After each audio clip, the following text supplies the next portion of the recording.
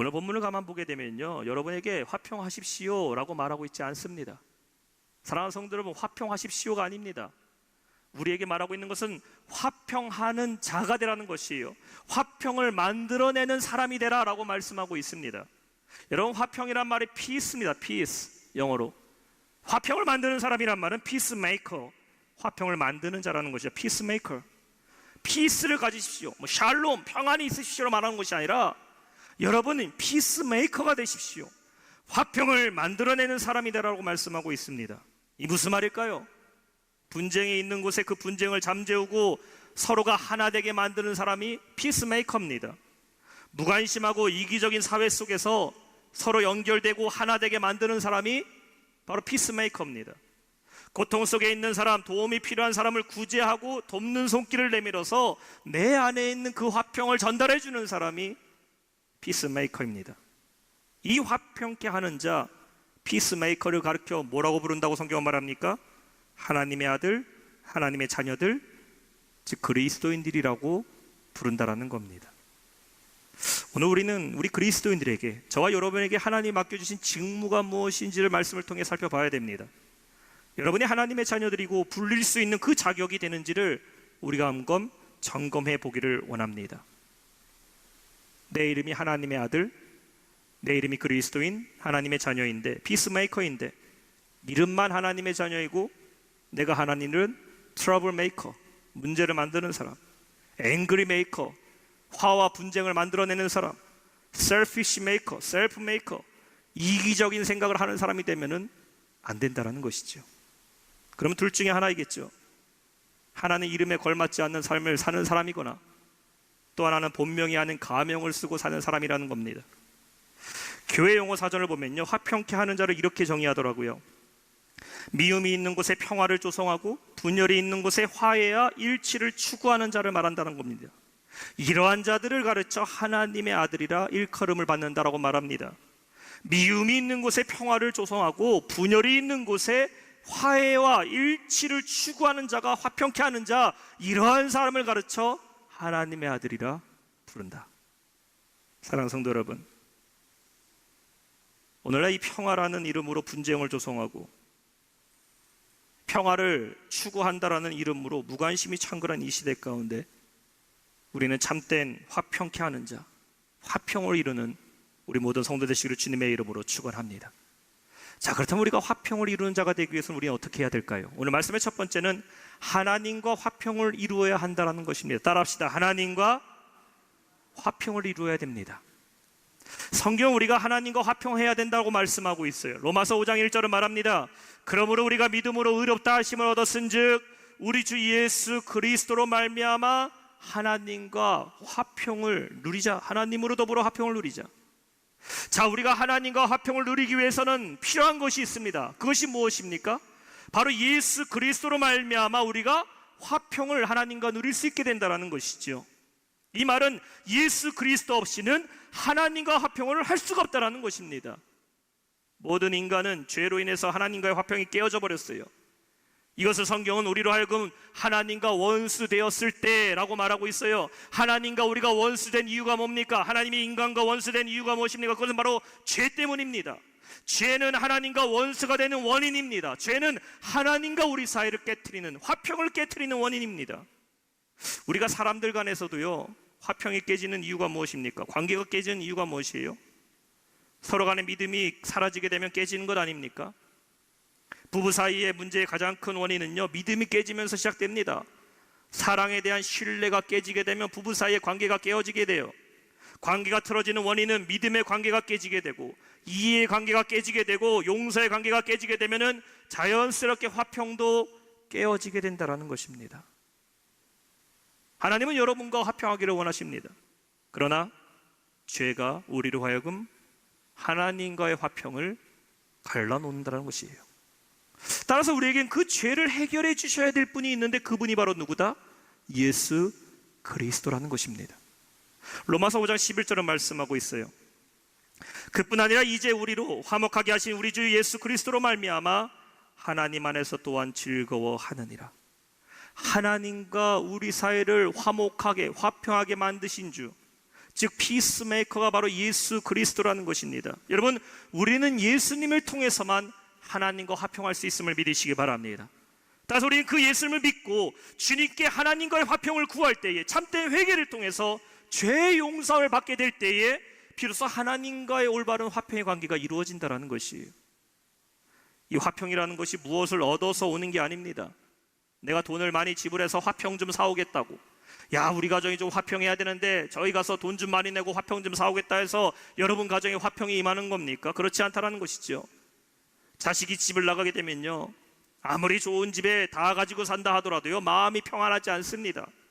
그러나 자식이 집으로 다시 돌아오게 되면은 비로소 그 마음이 평안해지는 것이에요. 가끔 이 식당을 가게 되면요, 식당에서 부부 싸움을 하는 부부들을 볼 때가 있습니다. 이 소리 안 내고 싸우는데 벌써 분위기를 딱 보면 압니다. 얼마나 그 복화술의 재능이 대단하신지. 이 말로 소리를 안 내고 잘 싸워, 할 말도 합니다. 근데 소리 절대 안 내, 소리 절대 안 내. 사람들 볼까봐 그냥 복화술로 싸워요, 서로 막. 그렇죠? 근데요, 여러분 다른 사람도 모를 것 같지만요 다 압니다. 분위기 보면 싹 다 알아요. 얼마나 싸한지. 아무리 맛있는 음식 주문해 갖고요, 뭐 스테이크가 눈앞에 있고 산의 진미가 있어도요, 부부 같이 싸우면요 어떻게 돼요? 밥맛 있습니까? 밥맛 떨어집니다. 밥맛 없어요. 욕 먹으면 배부르단 말이 진짜 맞는 말 같습니다. 여러분 다이어트 하고 싶으면요 싸우면 됩니다. 싸우고 나면요 진짜 신기한 게 배부른 것처럼 밥맛이 없어져 버려요. 그렇지 않습니까? 그런데요, 화해하게 되면요 김치에 고추장만 있어도요 밥맛이 있습니다. 미울 때는 이게 반찬이냐고 싸우고 그렇게 하는데, 서로 관계가 좋을 때는 김치 하나, 고추장 하나 있어도요, 야 이거 비벼 먹고 비벼서 밥 먹자고 얼마나 기분이 좋고 밥맛 있는지 몰라요. 이게 무슨 말입니까? 관계가 회복돼야지 비로소 화평이 임한다라는 것이죠. 화평이 없어진다는 것은 관계가 깨어졌다라는 것이에요. 여러분, 하나님과 나의 관계가 회복되면은 우리에게 화평이 임함을 믿으시기 바랍니다. 하나님과 화평을 이루는 사람 마음은요 편안해요. 편안해. 어떠한 문제를 만난다 하더라도 이겨낼 수 있는 힘이 있는 겁니다. 가정 안에 화평이 회복된 가정들은요, 뭐 물질적 문제, 자녀의 문제가 있어도 부부 간의 화평이 있고 자녀와 부모 간의 화평이 있는 가정은요, 어려운 일을 만나도 그 안에 평안이 있어요. 아 이겨내자, 힘내자, 다시 한번 우리 잘 살아보자면요 일어날 힘이 있습니다.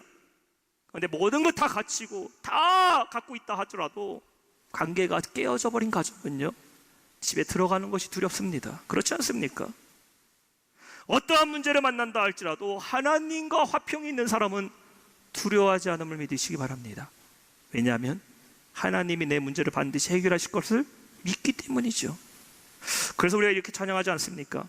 우리 주님과 함께 있는 그곳, 그 어디나 하늘나라.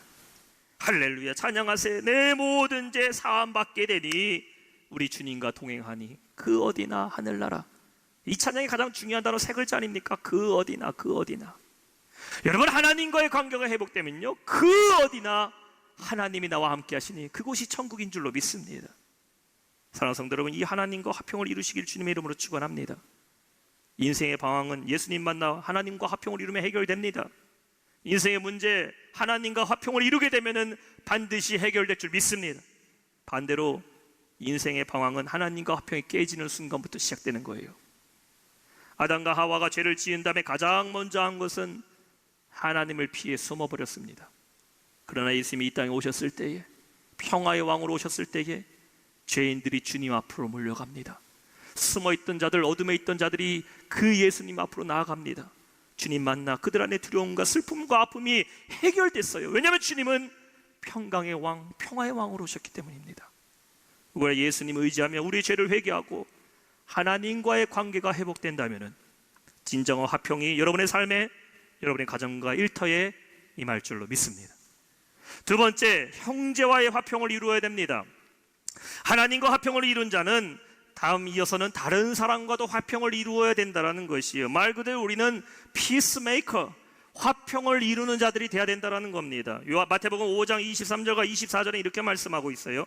그러므로 예물을 제단에 드리려다가 거기서 내 형제에게 원망 들을 만한 일이 있는 것이 생각나거든 예물을 제단 앞에 두고 먼저 가서 형제와 화목하고 그 후에 와서 예물을 드리라 라고 말씀합니다.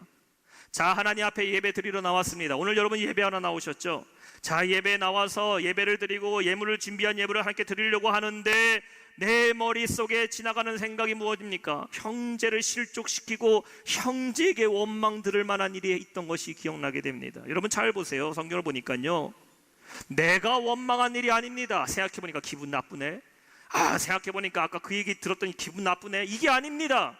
내가 원망하는 것이 아니라 내가 형제에게 원망 들을 만한 일을 한 거예요. Your brother had something against you.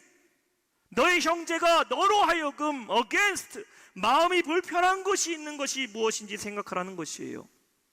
내가 다른 사람에게 해를 끼치거나 다른 사람에게 상처를 주거나 원망을 듣는 말을 행동한 것이 있다면은 예물을 제단 앞에 두고 먼저 그 형제와 화목한 다음에 와서 온전한 예배를 드리라는 겁니다. 성도들이 가장 많은 싸움을 하는 때가 언제일까요? 우리의 시험이 가장 많이 올 때가 언제일까요? 은혜하러, 예배드리러, 은혜 받으러 나오는 시간입니다. 교회 주차장에 주일날 여러분 시간 있으시면 가만히 이렇게 서 계세요. 얼굴이 울그락불그락 운전하며 들어오는 분들 계십니다. 누구죠? 교회 오다가 싸우신 분들. 항상 부부싸움은요, 어떻게 보면 예배하기 직전에, 은혜 받는 자리 가기 직전에, 주일날에 평상시에 잘 지내다가 교회 오는 길에, 토요일 저녁에 악한 마귀가 우리의 마음을 흔들어 놓습니다. 이유가 뭐예요? 은혜 못 받게 하려고. 우리가 은혜 받을 준비가 되고 그릇이 돼서 하나님 성전에 나와서 기쁨으로 예배하고 찬양해야 되는데 악한 마귀는 그 꼴을 못 봅니다. 앞 교회 주차장에서, 토요일날 저녁에 집에서, 가정에서 분쟁을 만들고 원망한 만한 일을 만들어 버린다는 것이에요. 여러분, 그것에서 승리하신 여러분 되시길 축원합니다. 왜 오늘 성경에 형제에게 원망 들을 만한 일을 하고 늘랑 예물 내려놓고 먼저 화해하고 돌아오라고 했을까요? 내가 화목을 이루지 않았다면 하나님이 기뻐하시는 예배, 기뻐하신 예물을 드릴 수가 없다라는 것이죠. 또 다른 의미로 하나님이 나에게 은혜를 주시려고 해도 형제와의 불편한 마음이 있는 심령, 형제와 불편한 불화를 일으킨 자, 하나님이 기뻐하지 않으신다라는 겁니다. 사도 바울은 고린도전서 8장 13절에 이렇게 고백해요. 내가 고기를 먹는 것이 형제를 실족시키는 거라면 영원히 고기를 안 먹겠다라고 말합니다. 형제를 실족시키는 것보다 내 육신, 내 몸의 유익을 절제하는 것이 훨씬 더 복된 길이라는 것이죠. 주일 예배 나올 때 여러분의 마음에 원망 들을 만한 일을 한 것이 있습니까? 내가 화평을 이루는 자, 하나님의 자녀인데 화평을 깨어버린 일이 있으십니까? 형제와의 화목을 회복하시기를 주님의 이름으로 축원합니다. 그래야 여러분의 예배, 여러분의 삶이 하나님이 기뻐하시는 산제사, 산제물로 우리는 드릴 수가 있다는 것이에요. 왜냐하면 하나님은 하나님과의 화목만 보이시는 것이 아니라 그냥 나는 하나님과만 화목하면 돼, 아닙니다. 하나님은 우리가 하나님과의 수직적인 화목도 원하시지만 수평적인 화목, 그리스도 안의 공동체 안의 화목, 가정 안의 화목을 하나님도 원하신다라는 것이에요. 시편 133편 1절에 말합니다. 보라, 형제가 연합하여 동감이 어찌 그리 선하고 아름다운지. 하나님은 그리스도 안에서 우리가 화목한 것을 기뻐하고 원하심을 믿으시기 바랍니다. 하나님과의 화목은 열심이지만 성도 간의 화목에 무관심하면 안 됩니다. 우리는 그리스도 안의 한 공동체예요. 성도 사이에 불화가 있으면 안 됩니다. 이것은 마치 전쟁 중에 군인이 적군을 향하여 싸워야 되는데 아군과 적군 구별하지 못해서 아군에게 싸우고 아군과 지금 치고받고 있는 것과 똑같은 꼴이 됩니다. 여러분, 외적인 공격보다 더 무서운 게 뭡니까? 내적인 분열이죠. 북한이 우리나라 그 대북 전단지 때문에 그렇게 막 분노하는 이유가 뭡니까? 그들은 외적인 공격이 아니라 내부적인 분열을 더 두려워합니다. 여러분, 마귀도요, 성도들 안에 불화를 조장합니다. 가정 안에 불화를 조정해요. 내부적인 요인으로 흔들게 만듭니다. 속담에 이런 말이 있더라고요. 불 붙는 집에는 키질도 안 한다란 말이 있습니다. 어떤 이들은 보통 가만히 있다가 분쟁만 생기면요, 갑자기 그냥 분주해지는 분들이 계셔요. 소란을 만드는 사람들이 있습니다. 평상시에는 티를 안 내다가 교회에 무슨 소문이 들리고 어떤 자그마한 일이 있고 형제들, 성도들 안에 무슨 일이 생기면요, 막 그거를 크게 부풀려 갖고 가만히 있다가 소란을 만드는 사람들이 있어요. 작은 일을 큰 일같이 여기는 사람들이 있습니다. 옳지 않습니다. 야고보서 3장 16절에 말하고 있어요. 시기와 다툼이 있는 곳에는 요란과 모든 악한 일이 있다고 말합니다. 그래서 교회 안에 상처받고 깨어지고 시험 들어서 하나님을 떠난 사람들이 얼마나 많이 있습니까? 우리가 싸워야 할 대상은 악한 마귀지 그리스도 안의 형제 자매가 아니라는 겁니다. 교회 안에서 여러분에게 불화를 주는 것이 있다면 여러분 용납하고 용서하고 때로는 덮어주고 그리하여서 화평을 이루는 피스메이커가 되는 여러분 되시길 주님의 이름으로 축원합니다. 가정에서도 마찬가지죠. 가정이 불화를 없애야 됩니다. 가정이 평화롭지 않는다면 여러분 도대체 어디서 평화를 누리시겠다는 겁니까? 창세기 13장에 보니까 아브라함과 롯의 목자들이요 서로 다퉜습니다. 같은 친족인데 서로 다퉜어요. 초장이나 시냇물을 만나게 되면요 자신의 양떼들 먹여야 된다고요 서로 다투기 시작합니다. 도무지 화해가 이루어지지 못해요. 그저 아브라함이 롯을 불러서 말합니다. 우리가 다투지 말고 평화롭게 서로 지내자. 왜냐하면 사람들이 우리를 보고 있으니. 이게 중요합니다. 너와 나는 그래도 하나님이 선택한 사람들 아니냐. 세상 사람들이 우리를 보고 있으니 우리만은 평화롭고 우리만은 화평하자라고 말합니다. 이게 중요합니다. 가정 안에서 다투면 악한 마귀에게 지는 거예요. 어머니가 가정의 화평을 이루는 자들 되시기를 바랍니다. 아버지가 인내하시고 가정의 화평을 지키는 분들 되시길 바랍니다. 자녀들이 가정의 화평을 이루는 분들이 되시기를 바랍니다. 그래야 우리 가정 하나님의 평안이 임하는 가정 될 줄로 믿습니다. 내가 먼저 참아야 돼요. 이 1990년에요 우리나라 그 카톨릭 천주교에서 내 탓이요라는 운동을 한 적이 있어요. 이 스티커 보신 적 있으시죠? 내 탓이요. 이 스티커로 만들어 차 뒤에 사람들이 붙이고 다녔습니다. 근데 참 좋은 취지였는데요 이게 사실 몇 년 가지를 못했어요. 이유가 뭐냐? 자동차 뒤에 붙여서 내 탓이요 의미는 좋은데요 차 사고가 났습니다. 분명히 네 탓인데 내 탓이요라고 말할 수도 없고 네 탓이라고 말할 수도 없고. 이게 무슨 말입니까? 사람이 문제가 생기니까요 도저히 사람의 마음으로 사람의 인내심으로는요 내 탓이요라는 말을 주장하며 살기가 힘들다라는 거예요. 그래서 사라졌습니다. 왜 우리가 참아야 됩니까? 왜 먼저 용서해야 됩니까? 내 힘으로 가능해요? 내가 수백 번 내 탓이요라고 외친다고 해서 여러분 참된 평화가 우리 안에 임합니까? 아닙니다. 그러나 내가 주님께 받은 은혜를 기억하고 주님이 십자가에서 나를 위해 달려 돌아가신 그 십자가의 나의 용서하심을 생각하면요 우리는 화평을 이루는 자가 됨을 믿으시기 바랍니다. 그래서 제가 이렇게 바꿔봤어요. 내 탓이요가 아니라 이렇게 바꿨습니다. 주 뜻이요. 자, 함께 따라 볼까요? 주 뜻이요. 주님 뜻이라면은 참을 수 있지 않습니까? 주님 뜻이라면은 화평 지킬 수 있지 않습니까? 주님 뜻이니 참고 주님 뜻이니 용서하고 주님 뜻이니 사랑을 베푸는 화평을 이루어야 된다는 것이에요. 에베소 4장 3절에 이 주님 뜻을 말합니다. 평안에 매는 줄로 성령이 하나 되신 것을 힘써 지키라. 힘써 지켜라. 여러분이 노력해서 하나 되게 된 게 아닙니다. 내가 내 탓이라고 얘기해서 하나 된 게 아니죠. 성령이 이미 우리를 하나로 되게 하셨어요. 우리는 성령이 평안의 줄로 하나 되게 하신 것을 힘써 지키는 자들이 되어야 될 줄로 믿습니다. 어떻게 해야 돼요? 기도해야죠. 교회를 위해서, 성도님들을 위해서, 목회자를 위해서, 여러분 가정을 위해서, 자녀를 위해서, 남편은 아내를, 아내는 남편을 위해서 성령께서 우리를 다스리도록 성령의 평안에 매는 줄로 하나 되게 하신 것을 우리가 지킬 수 있도록 기도할 때에 우리는 형제들 안에서 화평을 이루는 피스메이커들이 될 줄로 믿습니다. 마지막 세 번째, 우리는 모든 사람에게 화평을 이루어야 합니다. 첫 번째는 하나님과 화평을 이루어야 되고, 두 번째는 형제와 화평을 이루어야 된다면, 세 번째 우리는 모든 사람과 화평을 이루어야 됩니다. 오늘 본문의 9절 말씀으로 다시 한번 돌아가 볼게요. 9절에 말씀하고 있죠. 우리 다시 한번 읽어볼까요? 시작. 화평하게 하는 자는 복이 있나니 그들이 하나님의 아들이라 일컬음을 받을 것이미요. 화평하게 하는 자는 그들이 우리를 하나님의 아들이라 부른다고 말하고 있어요. 자, 그런데요, 그들은 과연 누구일까요? 그들, 우리를 하나님의 아들이라고 불러주는 그들은 누구일까요? 그들, 제3자를 말합니다. 이 사람들은 우리로 하여금 화평을 입은 사람들이에요. 즉 하나님과의 화평이 깨져 있던 사람들, 하나님과의 관계가 깨져 있는 사람들입니다. 믿지 않는 영혼들이죠. 예수님이 영접하지 못한 사람들입니다. 이들이 우리를 통해서 화평을 얻게 되고 우리를 통해서 주님을 만나 그들 안에 화평이 생기게 되면 그들이 우리를 볼 때에 하나님의 자녀들 그리스도인들이라 인정하게 된다는 것이에요. 방법이 무엇입니까? 바로 복음을 전해야 된다는 것이에요. 전도해야 된다는 겁니다.